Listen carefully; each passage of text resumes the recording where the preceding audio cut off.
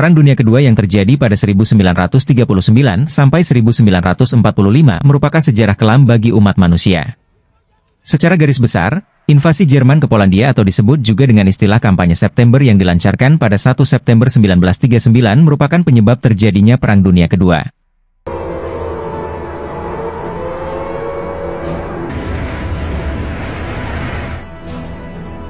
Serangan tersebut menandai dimulainya Perang Dunia Kedua di Eropa. Serangan Jerman tersebut membuat sekutu Polandia, yaitu Britania Raya dan Prancis menyatakan perang terhadap Jerman pada 3 September 1939.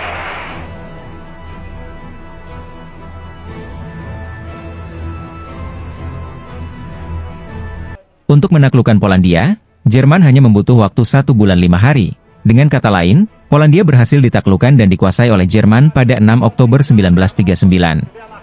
Singkatnya, setelah beberapa tahun perang berkecambuk dan dominasi Jerman dalam Perang Dunia Kedua mulai sedikit melemah, akhirnya negara-negara yang tergabung dalam blok sekutu melancarkan serangan yang difokuskan untuk dapat menaklukkan pertahanan terakhir Jerman, yaitu kota Berlin.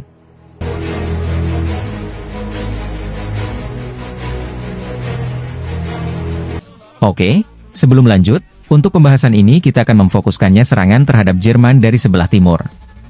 Pada awal tahun 1945, keadaan di front timur semakin stabil setelah pasukan Merah Uni Soviet berhasil merebut Warsawa dari pendudukan Jerman. Serangan Uni Soviet ke wilayah Jerman Timur sebetulnya memiliki dua alasan besar. Pertama, karena kecurigaan Stalin terhadap sekutu Barat yang dianggapnya ingin mengambil alih wilayah yang belum diinjak oleh tentara Merah Uni Soviet, yaitu Berlin.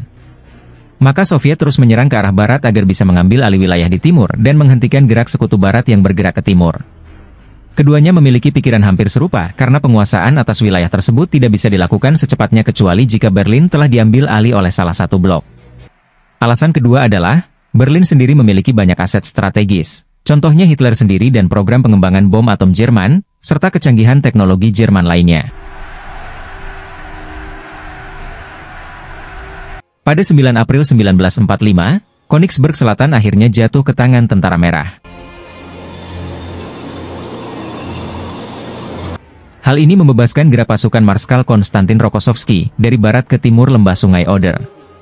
Selama 2 minggu pertama bulan April, Soviet berhasil melakukan gerak penempatan kembali front mereka.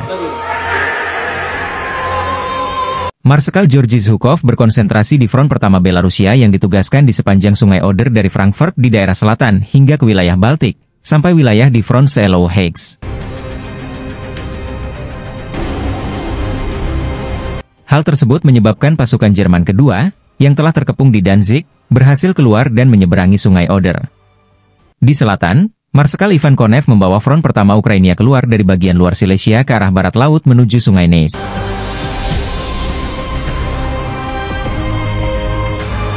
Ketiga front Soviet ini berjumlah 2,5 juta orang, termasuk 78,556 prajurit dari pasukan Polandia pertama, 6.250 tank, 7.500 pesawat, 41.600 meriam artileri dan mortir, 3.255 truk bermuatan peluncur roket Katyusha, yang disebut juga dengan nama Orgen Stalin.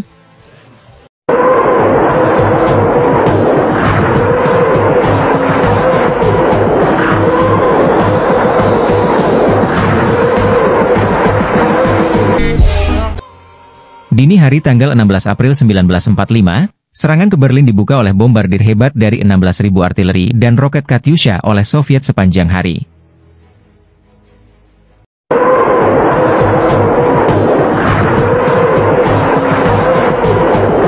Tidak lama kemudian sebelum fajar, Front 1 BF menyerang dengan menyeberangi Sungai Oder. Front 1 UF menyerang melalui Neisse sebelum fajar. Front 1 BF memiliki kekuatan lebih besar, tetapi memiliki penugasan lebih sulit dan harus menghadapi kekuatan terbesar Jerman. Serangan awal Front 1 BF menjadi bencana. Heinrichi mengantisipasi serangan ini dan menarik pasukan bertahannya dari pagar garis pertahanan pertama, tepat sebelum Soviet menghujani mereka dengan artileri.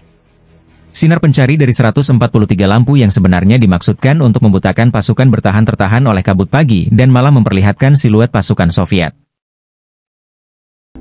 Pada sore harinya, pasukan berhasil maju sejauh 6 km di beberapa area, tetapi garis pertahanan Jerman tetap tidak tersentuh. Di selatan, Zhukov dengan Front 1 UF terpaksa melaporkan bahwa pertempuran Seelow Heights tidak berjalan sesuai rencana. Stalin, untuk menyemangati Zhukov, mengatakan padanya bahwa ia akan memberikan izin kepada Konev untuk menggerakkan pasukan tank menuju Berlin dari arah selatan. 1945 front Jerman di belakang Zhukov masih tersisa, tetapi hampir hancur. Di selatan, pusat grup pasukan yang dikomandani Jenderal Ferdinand Schorner tidak bisa bertahan dengan bantuan persembunyian. Bagian flank pasukan Panzer Jerman keempat di utara terdesak secara jumlah oleh serangan Front 1 UF. Ia memutuskan untuk tetap menyimpan cadangan 2 divisi panser daripada menggunakannya untuk mendukung pasukan panser keempat. Disinilah titik balik pertempuran terjadi, di mana saat malam, posisi grup Vistula dan sektor selatan pusat grup pasukan menjadi terpisah. Kecuali mereka bisa mengusahakan bergabung dengan pasukan panser Jerman keempat, mereka akan dihabisi. Sebagai efek keberhasilan serangan Konev atas pertahanan pasukan Schorner yang buruk, membuat pertahanan pasukan Heinrichi yang brilian menjadi sia-sia. Pada 18 April, kedua front Soviet berhasil membuat perkembangan berarti, tetapi kerugian yang dialami Soviet terlalu besar dari yang seharusnya. Menjelang malam, Front 1 BF berhasil mendesak ke garis pertahanan terakhir Jerman, dan Front 1 UF yang berhasil menguasai Forst bersiap untuk perang terbuka.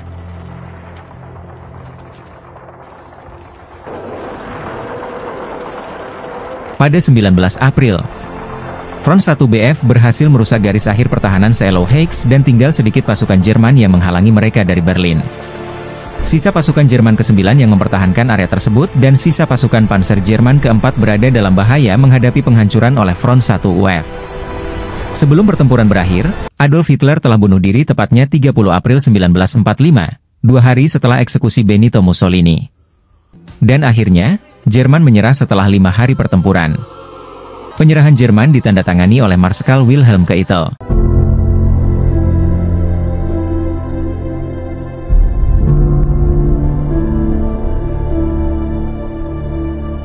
Selanjutnya Berlin dibagi dua, yakni Berlin Timur milik Soviet dan Berlin Barat milik Amerika, Inggris, dan Prancis.